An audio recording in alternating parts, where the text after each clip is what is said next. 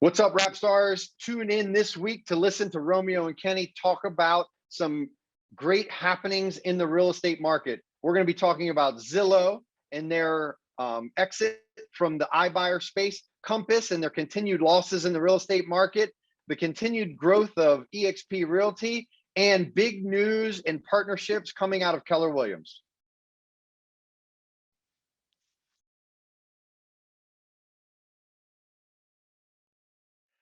What's up, rap stars? It's your host, Romeo Santos, co-host Kenny Fulton. Kenny, how we doing, man? Doing good, brother. How are you? It's beautiful weather. We're shutting down a crazy year. It's been so far, and just looking forward to talking about how things are continuing to change. Yeah, man. It's well, this is bananas, right? It is now November. We're filming this today, November the 12th, and I think Right, it's 67 degrees outside in right. Maryland, where we are. And it's sunny out, and there's leaves on the ground, and the foliage is all turning colors. It's beautiful. It's Yeah, absolutely beautiful. And we are 50% of the way through the fourth. And so we were talking all week and said, you know what would be an awesome show for us this, and we said, why don't we talk about just the real estate market in general? Because there's been a lot of big things happening. Inman Connect just happened, EXP just happened, right? Like the earnings reports are coming out for companies. And so what I wanted us to do today is talk about a couple things. Okay, I want us to talk about Zillow and their iBuyer program, the news there. I want us to talk about EXP and their new agent count threshold that they just crossed. I want us to talk about Keller Williams, Gary Keller partnering with Adam Hergenrother and HRG Properties to create their own expansion mega team in Keller Williams. And I also wanted to talk about Compass Real Estate, who continues to take territory, yet at the same time lose money. So I think that's going to chuck us full of info. And without further ado, why don't we just dive right to that? All right. All right, let's go. All right, cool. So let's start with the first one. Okay. The first one that everybody's been talking about. If you've got anybody in your news feed on social media that is in real estate, you've probably seen them do some sort of jab at Zillow, right? Hustle of somebody trying to try something, learn something, do something. And with that said, what Zillow just did is they announced that they're losing too much money with their iBuyer program. And they actually even stated that attempting to predict where the market would go has proven to be too challenging, and it's going to create too much volatility in their balance sheet. So in essence, we're going to keep losing money. We're not sure how to do it. We overestimated how easy it would be, or we underestimated how hard it would be, might be a better way to put it. And as a result, not only are they going to be shutting down their iBuyer program, not only have they lost a bunch of money in the process doing it, again, not knocking Zillow, right? Like these things happen in business. But the sad story of all of it is that they're going to be reducing their workforce by 25%. Right, right.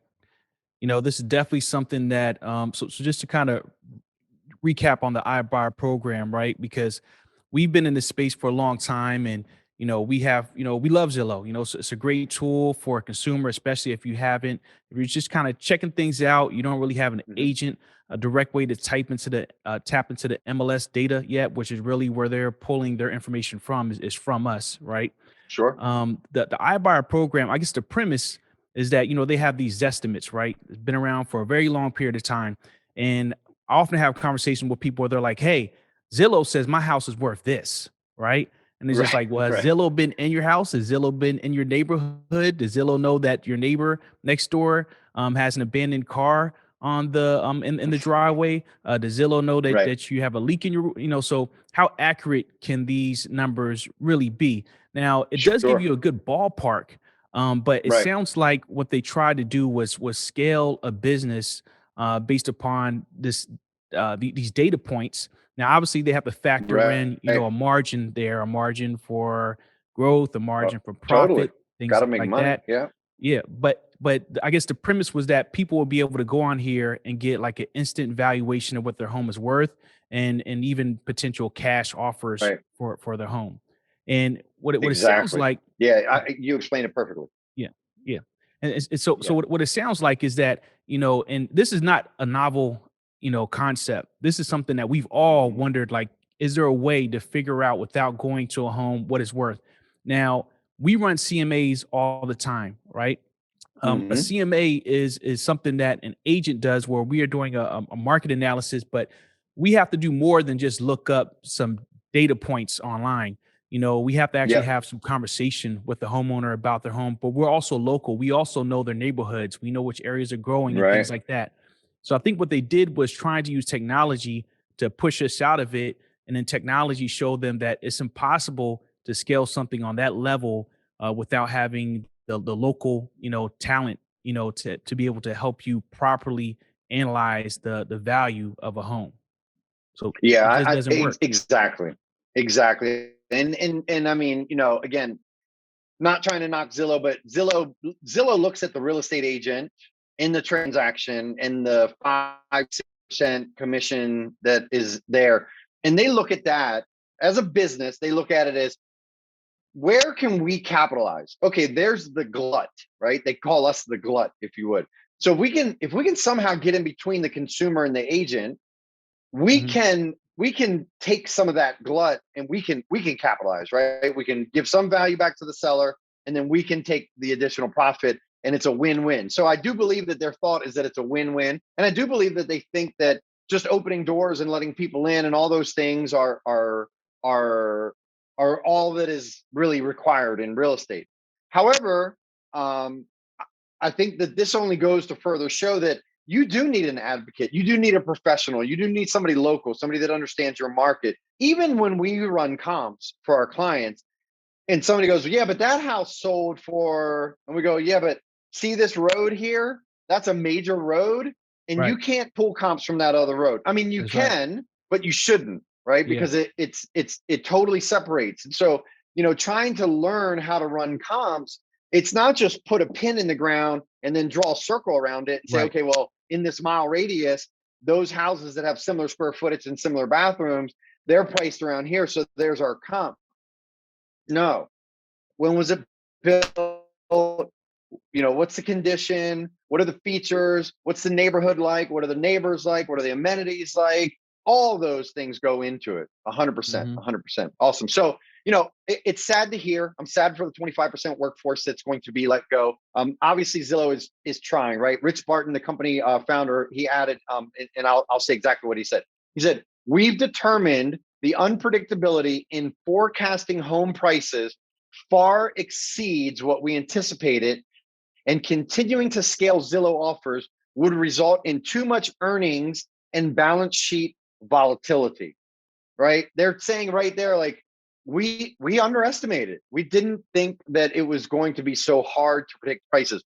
I don't have the number here, but I remember, and again, this is hearsay, so don't quote me. It could be wrong, but I heard a story that it was so bad on some of their deals that they actually purchased a house and had to sell it for $90,000 less than they bought it for.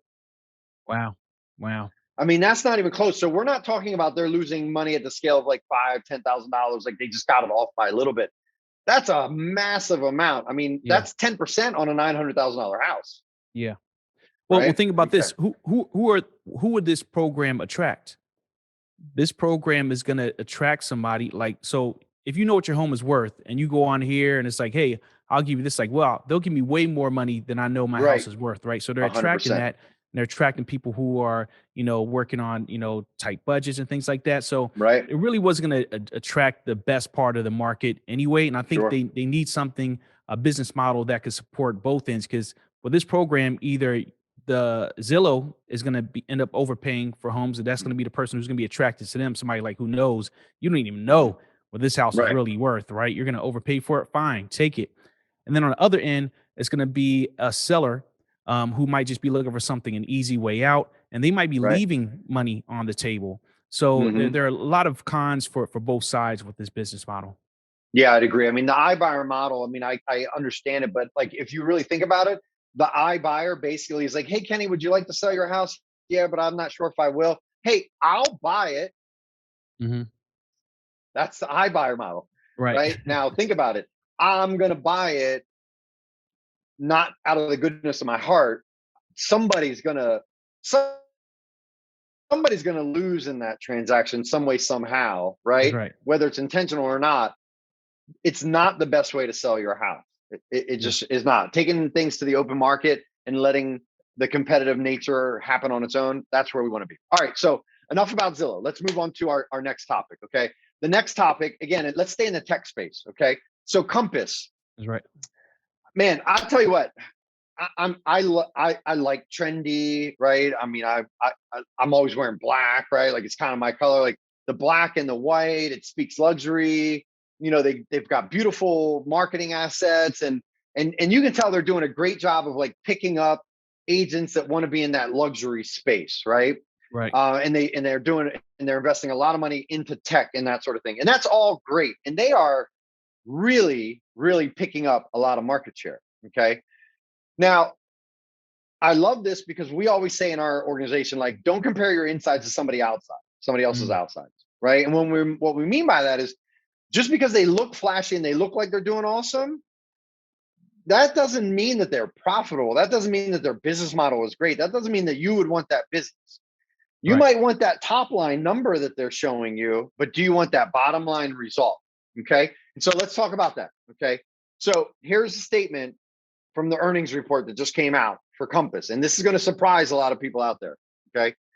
So it says overall, the company pulled in $1.74 billion in sales volume between July and September of 2020. Hmm. Okay. To put it in perspective, how much market share they're taking. On average, there are about 5.5 million homes sold in the United States. The average sales price in the United States is like about $375,000. Okay. So we've got about $15 billion a year, maybe a little more, $20 billion of real estate that's being sold. In a 4-month period, they took 2 million almost, 2 billion, sorry, two with a B, everybody. Okay. All right. So 7% increase year over year from the volume in that same year. Okay. 47%. So if we just look at the numbers, that means that last year they did probably about 100 billion in that period. Okay. Now they attribute that to the fact that their agents closed over 63,000 transactions in that period. That's huge. Okay. We're talking Yeah. big numbers. All right. Now that number, the 63,000 plus transactions, is a 36% increase in volume. Okay. 36% increase in number of houses sold, but a 47% increase in volume. So we talk about this all the time, right? A lot of the success also that we're seeing and a lot of people are seeing and a lot of teams are seeing is not necessarily due to them, it's due to the market, right? Yeah. So, I mean, they increased 36%, awesome. But they got a 47% increase in top line revenue because the market has moved so much. Okay. Hmm. All right. Now, here's the sad part. They did all of that. And also, they reported a $100 million loss, That's right. which is up $14 million from the year previous, which means that last year during the same period that they lost $86 million. Hmm. So Compass is out there being flashy, getting a lot of agents on board. Um, they are taking a lot of territory, and they're losing gobs of money. Now, obviously, the real estate market is always somewhat turbulent, but I don't know about you, Kenny, but I don't know that I don't know that I'd want to be on a ship that had that many holes in it Yeah. out at Yeah. sea, right?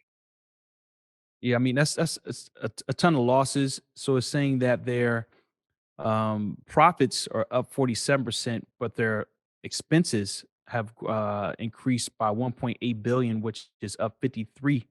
So, yeah, you're making more money, but you're spending more money as well. And it doesn't take a genius to figure out that that's not a sustainable model.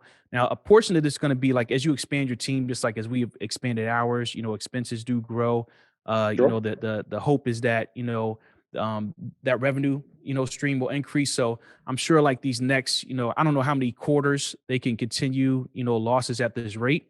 But now what would have happened to them had the market not been as generous as it's been, for 2021? And we've all benefited from that. I'm sure that those losses would have been even greater, had the market not kind of really carried them No through it. doubt. So No they doubt. could be, maybe just investing heavy and playing Mhm. doing the long play, or like you said, it might be a sinking ship. Yeah. Yeah. I mean, certainly, only time will tell, right? Hmm. And I'm not standing here attempting to predict, but I do know that that would worry me. I do know that Right. if the company that I was hanging my shingle with was losing money at that clip, I would be concerned that how much longer is it going to be there, right? Hmm. So, Yeah, so and one more thing, Romeo, especially yeah. as independent agents, Oh you yeah. don't have any controls over the decisions that are being made at the C level, right? No. So, that should be concerning for your own business as well. Is like, okay, well, if I'm investing, into Compass as well, what kind of decisions are being made? Do I understand, why these losses are happening? So, yes, they're attracting a lot of talent, but this news coming out definitely is going to make, especially some of the larger teams, a little bit nervous about what direction this is headed in. Yeah, for sure. And I mean, the reason that Zillow has grown and the reason that even Compass continues to be able to grow is because they're being publicly traded. So they're Hmm. raising capital. So that means that there are a lot of people out there that, in general, in the stock market, look at the real estate industry and go, those people right there, that's us. The real estate agent, they're not worth what they do. We can do it better with tech. We can get rid of them, right? They almost think Hmm. that we're the assembly line worker at the car dealership from the 1930s. Yeah. Yep.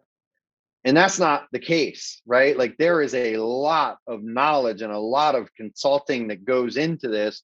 And I think if you talk to anybody that's recently done a transaction in real estate with any real estate agent that has their knowledge um, in their systems and processes in place, they're going to tell you like, wow, there was so much I didn't realize that went on in a real estate Hmm. transaction, right? Think about it. It's a 30-day to 40-day process. It's not like Carvana where you can say, yeah, I like that car, bring it to me. Oh, and if it's not working, you gave me a 10-day return policy, I can send it back. It doesn't work Right. that way with a house. You buy Yeah. that house and that's your house, your problems, your everything. You don't have the right inspection. You don't you buy for too much. You get a bad loan because you partnered it with somebody else. So you need people that are going to be like, whoa, whoa, whoa, wait a minute, Kenny. Did you just tell me that your loan officer quoted you 4.2% interest? Yeah, that's awesome, isn't it? Not in this market. It's actually not. It's actually Right. not. Oh, but the house that I'm selling, my interest rate is 8%. So that's an incredible. Got it. Got it. It's way better than your current rate, which, by the way, you should have refinanced way long ago. Sorry we didn't meet earlier because I would have given you that advice. But that's not actually a good interest rate at all. That's actually a gouging interest rate. So I Yeah. think those things are really, really important. And I think this is actually a really good segue for the next piece that I wanted to talk about. Okay. The next piece that I want to talk about are actually what I think to be, and what I think we're going to continue to see, the two largest competing brokerages Hmm. that are tech enabled, okay, That's not right. tech driven, right? Not agent enabled. They're agent driven, tech enabled, okay? They're both running a model that invests in the agent first, allowing the agent to grow a business so that they can bring more value to their consumer, to their client, right? They understand that their consumer is the agent and the agent is the one who services the consumer. Okay. That's right. So EXP Real Estate. Okay, that's where we hang our license right now. We're with the EXP brokerage. All digital platform. You can't go into an office because they don't have offices. Their model is to be able to take that money and share it back, and then allow the agents to help them grow their company by continuing to really promote it. People might kill me if I say this, but think about multi-level marketing. Not that that's what we're doing. It's not at all, but it's kind of that business model growth where it's like, we're not going to spend money on advertising and on management. We're going to spend money on you guys and give you additional opportunity so that you can share with your friends what it is that you're doing and what you like. And if they join, then you get a reward for that. Okay. So That's right. so they've got a bunch of resources. However, they're modeled very much like Keller Williams is modeled, and the founder, okay, he actually is an old, probably shouldn't have said an old. He's an ex agent of Keller Williams, right? Okay, so Sanford left Keller Williams and said, "There's got to be another way. I want to do it a different way," right? And that's the beauty of our industry, is that there are different ways to do it, and everybody has the right to go out and try something that may work. And certain different things are going to work, right? Different strokes for different folks. Okay. Yeah. Well, EXP just broke their threshold, 70,000 agents. Okay. You may remember that like 2 years ago, Keller Williams' big announcement was that they broke 150,000 real estate agents. Okay. EXP is quickly on their way to those types of numbers. Okay. So I'm not going to spend a whole lot more time around that, but just want to share, like, that is a company that is agent focused, that is continuing to see growth, and they are focusing on how can we better give education, resources, and tools to the agents that can then go out and service the clients to make sure that we keep the continuity in this business we call real estate. Yeah. Yeah. Absolutely. Right. So you want to So get into the merger? So yes. So the next thing that I want to talk about, because we were talking about, the stock market basically funding Zillow, funding Compass. Okay. Man, there's a gentleman that read this book. We all affectionately call it the Red Book. And it's a book written by Gary Keller, and it's called The Millionaire Real Estate Agent. And it is a model. It's a framework. I like that word recently, even better than a model, right? It's a framework in which he maps out for you how you should grow your business. And he has something in that book that's called red light, green light when he's talking about finances. Red light, green light, Kenny, means that when you have money, you can invest. When you're making money, you can invest. When things are tight, red light. And he talks about constantly, quarterly evaluating your expenses and always trying to keep your expenses as low as you possibly can. So what he's talking about is leading with revenue, right? Clearly, Zillow and Compass are not leading with revenue, Right. right? They are spending revenue. They are spending money hoping that revenue will arrive. And I think you've heard me say this a bunch of times, and I didn't make it up, but hope is not the best strategy, Right. Yeah. right? Hope is not a good strategy at all, right? If I'm on a ship in the middle of the ocean and the captain says, "I hope we don't sink," I'm not feeling too confident. Right. All right. On the wrong boat. You're on the wrong boat. That's right. I hope we don't hit an iceberg out here in Alaska. Not what I want to hear, right? Okay. Well, Gary Keller has been making big moves. Now, what's really cool, I think, is obviously he's seeing what EXP is doing, right? EXP is taking massive market share, and there's a ton of teams leaving Keller Williams to go to EXP. And if you ask those agents, for the most part, the big reason that they're saying that they're doing that is because they're having too many stifling effects from like regional politics and different things that might be going on. That it's hard for them to do the business in the way that they want to do the business, right? And so they're leaving because EXP basically says, go forth and have a great time. Sell real estate, just don't break the law and don't discriminate. Great, awesome. So Kenny, You want to go open office in Florida? Yeah, let's do it. Cool. We just go, we put our shingle in the ground. We don't have to ask anybody. We just go and do it. We have to affiliate with that broker, but there's no asking permission, right? That hasn't necessarily been the case with Keller Williams, because Keller Williams, there's market centers and operating principles, and they're franchises. So I understand it, right? People are like, whoa, we got to protect our money. Like you come in and you put your own shingle in, but this is our market. Like now you're kind of taken from us. But with that said, let's be honest. We talk about this all the time. Anne Arundel County alone, there's 90,000 homes on average that are sold every year. If you had 10% of them, that would be 900 homes. The average sales price is $500,000. It would be $4.5 billion in real estate sales. That's 10%.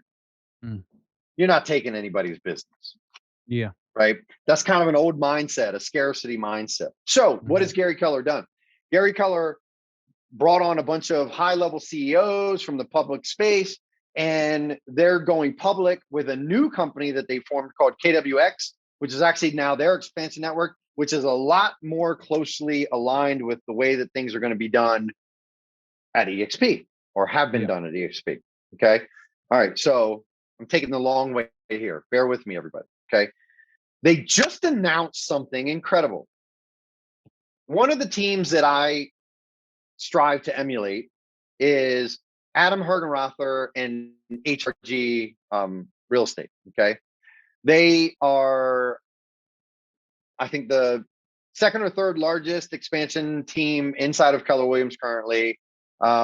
Sold somewhere well over $600 million worth of real estate last year.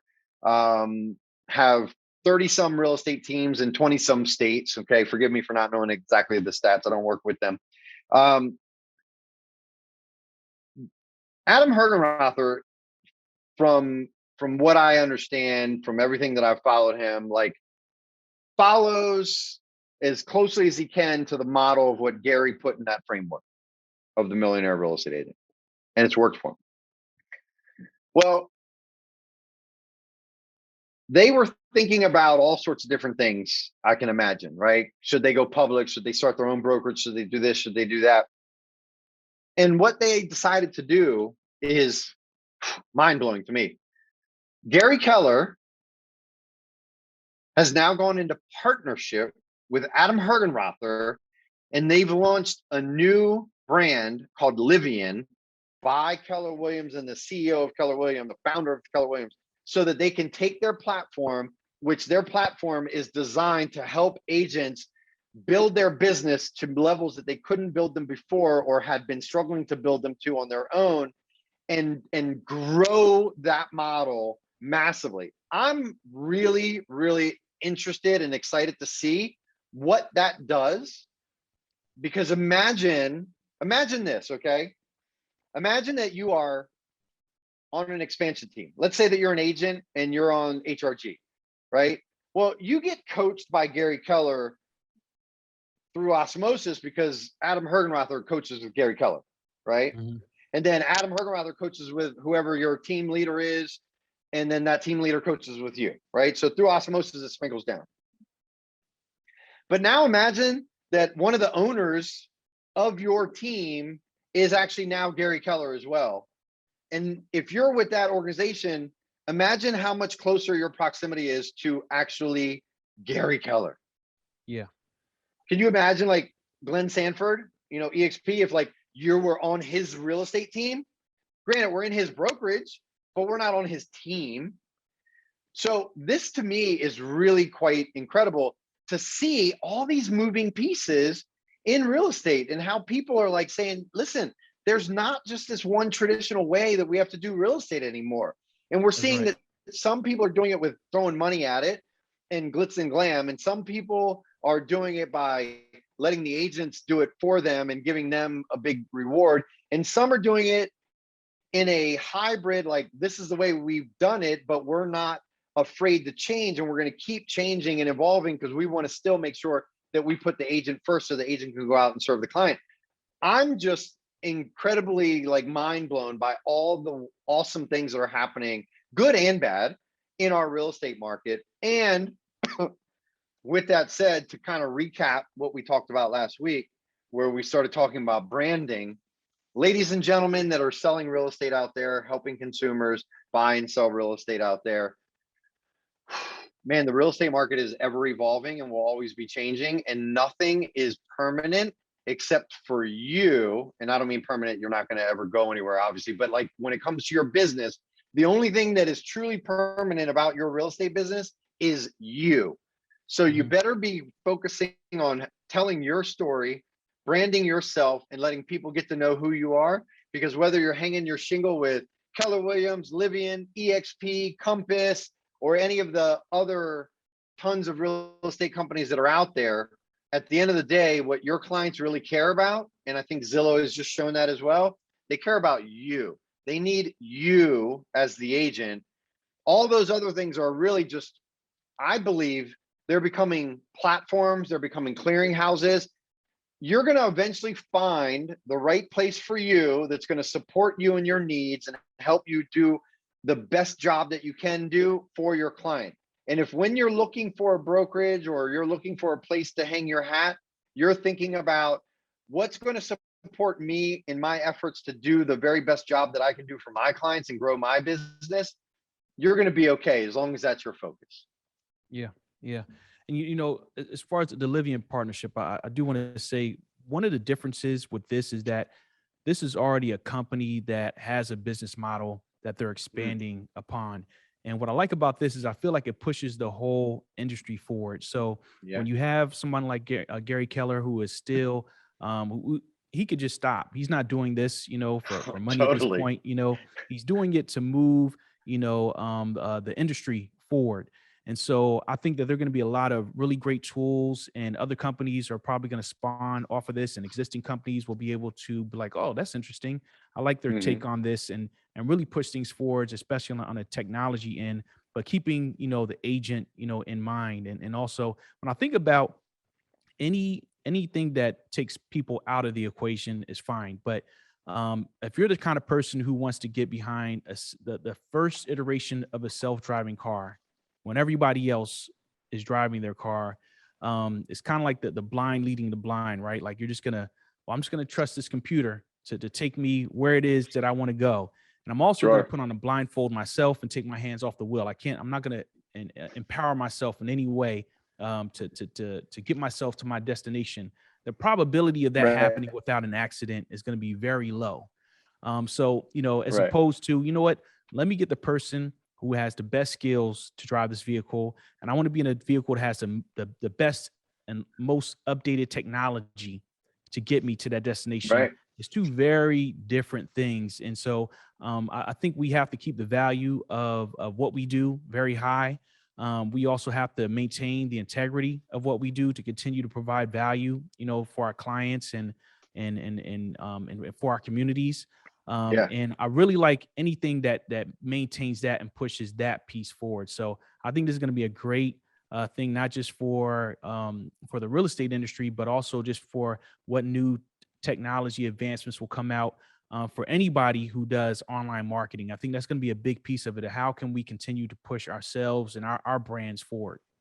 Yeah, for sure. And I mean, at the end of the day, all the different excitement things, right? Like everybody fits in somewhere, right? I mean, even as early as, you know, school age, you fit in somewhere, right? Whether you were, you know, the artistic type, or you were the athletic type, or you were in the, you know, you like to sing, or you were the intellectual type, or whatever it was, right? You like to play like the Dungeons and Dragons type games. Like everybody had a place that they kind of fit. And I think as humans, it's natural for us to want to seek out our tribe, if you would, right? Like who's going to help us be as open and as free as we can be with ourselves, right? Like even think about when you're selecting your sports teams. You know, you may select them because that's just the city you grew up. But let's take that out. Let's say that we're selecting like World Cup, right? All right, well, you're from the US, but you're going to probably like other teams as well, and you can choose other teams. Or let's say that you like the Premier League, right, where you're not from England or from Europe at all. So like, who are your teams? Why do you pick them? Something is going to speak to you. So none of this is for us to say, you should be here, you should be there. You should be where you feel like you're the best fit, where it fits you, where it's going to support you, where it's going to give you the most, the biggest opportunity to succeed, right? And what I love about the way that the real estate is moving is that more and more and more, they're continuing to understand that real estate is a business, right? We are service providers first. We provide a service. However, what we're doing should be a business, and everybody is starting to realize that, like, just like any other business, let's take a restaurant, for example, right? You're a service provider if you open a restaurant. What service are you providing? Providing meals and drinks. But that doesn't mean that you're going to be the one that says hi when they come in the door, that picks up the phone and takes their reservation, that sets them at the table, that goes and makes their drink, that then goes and gets their bread and brings it to the table, that then takes their order, that then goes and puts it in the computer, that then goes in the back and cooks it, and then when it's all done, clears their table and washes their dishes. Nobody would ever think that that would be a smart business model in a restaurant. Yet they get into service-based businesses, and we believe that that's the best way to do it, that we should be all things to all pieces. And guess what?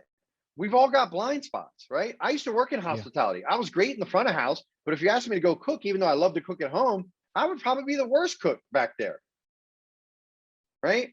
But there are things that I could do very, very well. And same, there's cooks that if you ask them to go out in the front, they would probably be like, I don't want to talk to any of those people, right? So you got to figure out where you fit in, how you're going to best suit yourself, and then align yourself with an organization and people and a tribe that are going to help bring the very best out of you so that you can live a life worth living, so that you can have a business worth owning, and so that you can help as many people in the best way possible. So I don't know if I got anything else on this matter, man. How about you, Kenny?